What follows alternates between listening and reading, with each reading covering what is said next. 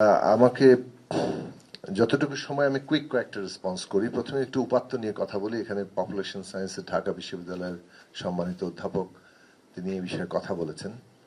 আমরা আশা করি আপনাদেরকেও আমরা আমাদের প্রক্রিয়ায় যুক্ত করতে পারবো। ইতিমধ্যেই আমরা ব্যুরো অফ স্ট্যাটিস্টিক্স এর পক্ষ থেকে অনেকগুলো স্টেক হোল্ডার মিটিং করেছি।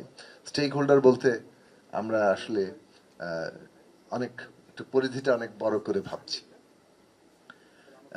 এটা তো ঠিকই যে ব্যুরো অফ স্ট্যাটিস্টিক্স এর বিশ্বাসযোগ্যতা অনেকখানি হ্রাস পেয়েছে এবং সেটার পেছনে আমরাও ভূমিকা রেখেছি। আমরাও প্রশ্ন তুলেছি যে বাংলাদেশে এই সমস্ত উপাত্তগুলোর যথেষ্ট ম্যানিপুলেটেড, ফলে তথ্য যা আসছে সেটাও ম্যানিপুলেটেড এবং বিশ্লেষণ পদ্ধতিও যদি ঠিকও থাকে, উপাত্ত যদি সমস্যা থাকে তাহলে তো আসলে মেশিন দিয়ে যা বের হবে সেটা তো একই রকমই। আমরা দুইজনেই পরিসংখ্যানের ছাত্র ছিলাম, আমি আর ছিলাম, উনি তো আছেনই। তো আমরা কিছুটা শিখেছিলাম যে এইগুলো আসলে উপাত্তের জায়গা অত্যন্ত গুরুত্বপূর্ণ। স্যাম্পল সাইজ কি হচ্ছে, কারা কিভাবে ডেটা কালেক্ট করছেন। এবং একটা কথা বলতে পারি, মাননীয় প্রধানমন্ত্রীর নেতৃত্বে বর্তমান যে সরকার তার কতগুলো নীতি ঘোষণা করেছেন, তার মধ্যে একটা গুরুত্বপূর্ণ জায়গা হচ্ছে ডেটার বিষয়।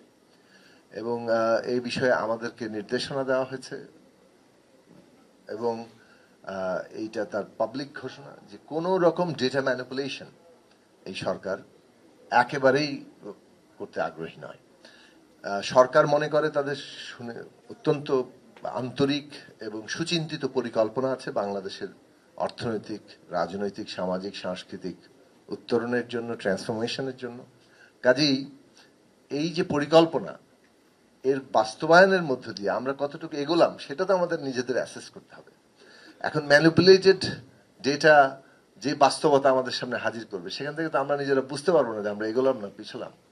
তো নিজেদের কাজের ফলাফল কি হচ্ছে, সেগুলোর কতটা এগোচ্ছি, কোথাও ভুল হচ্ছে কিনা সেটা অনুযায়ী কোর্স কারেকশন করা, এইটা হচ্ছে একটা গুরুত্বপূর্ণ জায়গা বর্তমান সরকারের। এই জন্য সর্বাপেক্ষা মানে অপটিমাম অথেন্টিক ডেটা এইটা আমাদের নিতে হবে। এবং সেই কারণে আমরা যেটা বলছি যে 5 ইয়ার স্ট্র্যাটেজিক যে ফ্রেমওয়ার্ক, এটা আসলে কোনো ডেড মানে একটা বই না শেলফে ফেলে রাখার জন্য, ইটস এ লিভিং ডকুমেন্ট। এবং এখানে প্রতি মুহূর্তে এটার সাথে আমরা আমাদের প্রত্যেকটি কাজের বিচার বিশ্লেষণ হবে। 3 মাস পর পর এটা রিভিউ হবে, হোয়াটস গোয়িং অন পুরো সরকারের সমস্ত মন্ত্রণালয় এবং সমস্ত কর্মকাণ্ডের মধ্যে, যাতে করে আমরা এই কোর্স কারেকশন করতে পারি। আমরা আশা করি আপনাদেরকে আমরা আমন্ত্রণ জানাবো এবং আমরা চেষ্টা করছি যে নতুন যে প্রকল্প নেওয়া হয়েছে মডার্নাইজ করা, একদিকে ক্যাপাসিটি বিল্ডিং, অন্যদিকে নতুন নতুন সার্ভে। আজকে এখানে আসার দেরি হওয়ার জন্য আমি দুঃখ প্রকাশ করছি, কিন্তু আমি আসলে নৌশুমারি উদ্বোধন অনুষ্ঠানে ছিলাম। এটা আমাদেরই পরিসংখ্যান বিভাগকে দায়িত্ব দেওয়া হয়েছে নৌ পরিবহন মন্ত্রণালয়ের মধ্যে দিয়ে। তো সেইটার অনুষ্ঠান থেকে এখানে এসেছি। তো আমরা প্রত্যেকটি সেক্টরে নতুন করে শুমারি করছি, সার্ভে করছি, যাতে করে অথেন্টিক ডেটা আমরা যেতে পারি। আমরা এই যে আমাদের যে জিডিপি ক্যালকুলেশন, যেটাও ব্যুরো অফ স্ট্যাটিস্টিক্স করে, তার যে বেস ইয়ার সেটা পরিবর্তন করতে চাচ্ছে আমরা। ইনফ্লেশনের ক্ষেত্রে এখানেও হেজ একটা গুরুত্বপূর্ণ জায়গা। তো এখন ওইটারও বেস ইয়ার আমাদেরকে চেঞ্জ করতে হচ্ছে। এটা রাতারাতি আবার সুইচ টিপে করা যাচ্ছে না। সেই জায়গাগুলো আমাদের কিছুটা সময় দিতে হবে। এবং আমরা প্রত্যেকটি ক্ষেত্রে আমাদের একদিকে স্যাম্পল সাইজ, অন্যদিকে হচ্ছে আপনার ডেটা কালেকশন, এইটার অথেন্টিসিটি তৈরি করার চেষ্টা করছি। দ্বিতীয় বিষয়ে আসি যে একটা ডেমোগ্রাফিক ডিভিডেন্ডের কথা বলা হয়েছে এবং এটা ঠিক যে আমরা আনলিমিটেড ডেমোগ্রাফিক ডিভিডেন্ড পাবো না। তবে এই গভর্নমেন্টের পলিসি হচ্ছে ডেমোগ্রাফিক ডিভিডেন্ড বলতে সাধারণত তরুণদের যে মানে ভূমিকার জায়গাটাকে ধরা হয়। আমরা এখন লংজিভিটি ডিভিডেন্ডকেও খুবই গুরুত্বের সাথে নিচ্ছি। অভিজ্ঞতা অত্যন্ত গুরুত্বপূর্ণ for the historical link, for the মানে এক ধরনের যাকে বলে transmission of the knowledge and experience, খুবই জরুরি জায়গা। তো সেই জায়গা থেকে আমাদের এই লংজিভিটি ডিভিডেন্ডকে আমরা কাজে লাগাবো এবং কোনো রকম ইলিউশনের মধ্যে থাকার কিছু নেই। পুরো জিনিসটাকে কাজে লাগানো কিভাবে সম্ভব হবে তার জন্য পরিকল্পনা করা হয়েছে এবং এইগুলোর বাস্তবায়নের পরিপ্রেক্ষিতে আবারও পরিকল্পনা পুনর্গঠিত হবে। ডিসেবিলিটি নিয়ে যে শিক্ষার্থীর প্রশ্ন তুলেছেন, আমার মনে হয় খুব গুরুত্বপূর্ণ। মাননীয় মন্ত্রী মহোদয় আছেন, বলবেন যে একটা উইন্ডো থাকা দরকার। আমরা যেহেতু প্রত্যেকটি ক্ষেত্রে সিঙ্গেল উইন্ডোর একটা মানে চালু করতে চাচ্ছি, এখানেও শিক্ষা মন্ত্রণালয়ের উদ্যোগে প্রতিষ্ঠানগুলোতে অথবা কেন্দ্রীয়ভাবে কোথাও একটা উইন্ডো থাকতে পারে যেখান থেকে মানে শিক্ষার্থীরা তাদের প্রয়োজন, যেটা কেউ কারো শ্রুতি লেখক দরকার হতে পারে, কারো অন্য ধরনের সহযোগিতা দরকার হতে পারে, তাদের যা প্রয়োজন সেটা তারা করতে পারেন এবং সেই অনুযায়ী তারা সময়ের মধ্যে সেটার প্রতিকার পেতে পারেন। আমাদের ফার্মার্স কার্ডের যে প্রসঙ্গ উত্থাপিত হয়েছে সেইখানে মানে এটা আমি আসি পুরো বাজেট আলোচনার মধ্যে দিয়ে। বাজেট আলোচনা গুরুত্বপূর্ণ কারণ প্ল্যানিং এর সাথে বাজেটের সম্পর্কটা ছিল।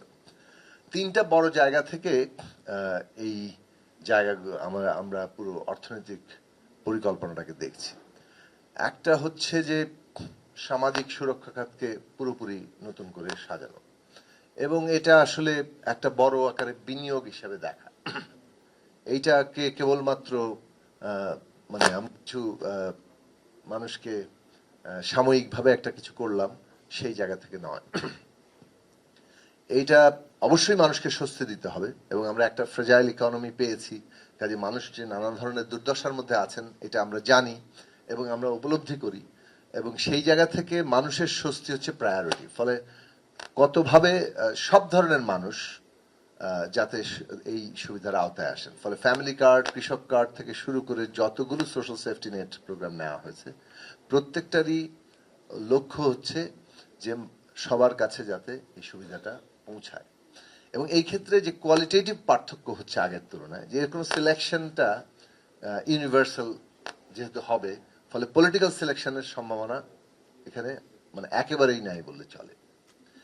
এইটা গ্র্যাজুয়ালি প্রত্যেকেই পাচ্ছেন, ফলে এটা ওই অর্থে রাজনৈতিকভাবে হিসাব নিকেশ করে নিজেদের লোককে দেওয়া এই জায়গাটাই এখানে বন্ধ করার চেষ্টা করা হচ্ছে।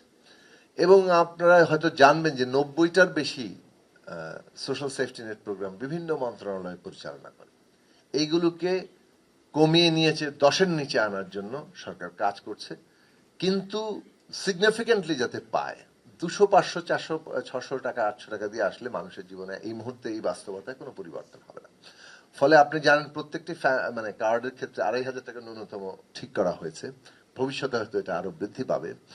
এইখানে যে জায়গাটা হচ্ছে যে আমরা কম সংখ্যক মানে সেফটি নেট প্রোগ্রাম চালাবো, কিন্তু যে যতগুলো অংশের মানুষের প্রয়োজন প্রত্যেকটি মানুষ যাতে পায়, এভরিওয়ান ইজ বিং কাউন্টেড, মানে ওই নো ওয়ান লেফট বিহাইন্ড। এটা মানে আমাদের পলিসি, এবং সরকার আসলে কেউ যাতে বাদ না পড়েন, কেউ যাতে কাউকে যাতে পেছনে ফেলে না ফেলার, কেউ এগিয়ে মানে চলে না যায়, সেইটা নীতিটা কার্যকর করার জন্য সোশ্যাল সেফটি নেটের আওতায় সবাইকে আসতে হবে। এবং এইটা বিনিয়োগ আকারে এই কারণে বলছি যে প্রত্যেকটা মানুষ আবার ওই টাকার ব্যয় কিভাবে করছেন সেইখানে তাকে সহযোগিতা করা নানা দিক থেকে, যাতে তার একটা ইউটিলাইজেশন হয় এবং ওইটা একটা রিপ্রোডাক্টিভ একটা প্রসেসের মধ্যে ঢোকে। দ্বিতীয় জায়গা হচ্ছে শিক্ষা, স্বাস্থ্য, বাসস্থান। আমার সময় শেষ হয়ে আসছে।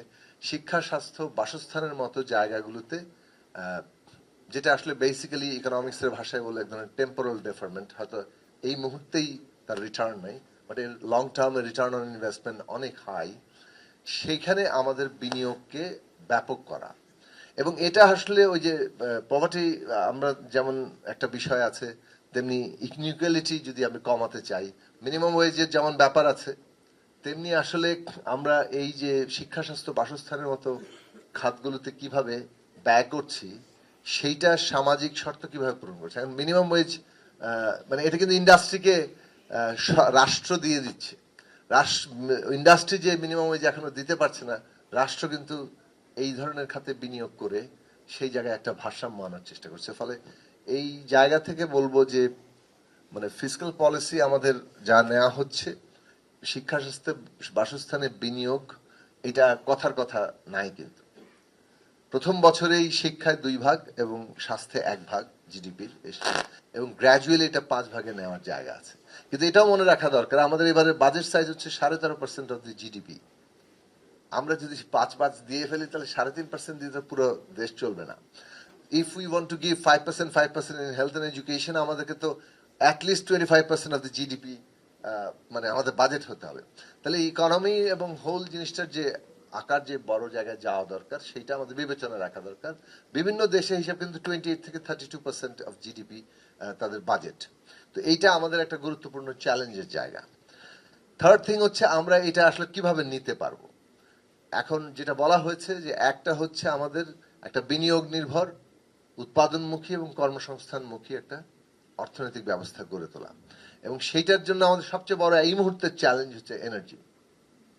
এখন এনার্জি তো আগেন সুইচ টিপে সমাধান হবে না, কিন্তু এনার্জি পলিসিটা কি নেওয়া হয়েছে সেটা আপনাদের ইয়ে দেখবে। একটা আমদানিমুখী আমদানি নির্ভর একটা পুরোপুরি মানে এনার্জি পলিসি ছিল, সেখানে একটা আত্মনির্ভরশীল এনার্জি পলিসি নেওয়ার চেষ্টা মানে চলছে এবং ইতিমধ্যে সেটা প্রতিষ্ঠা করার জায়গা চলছে।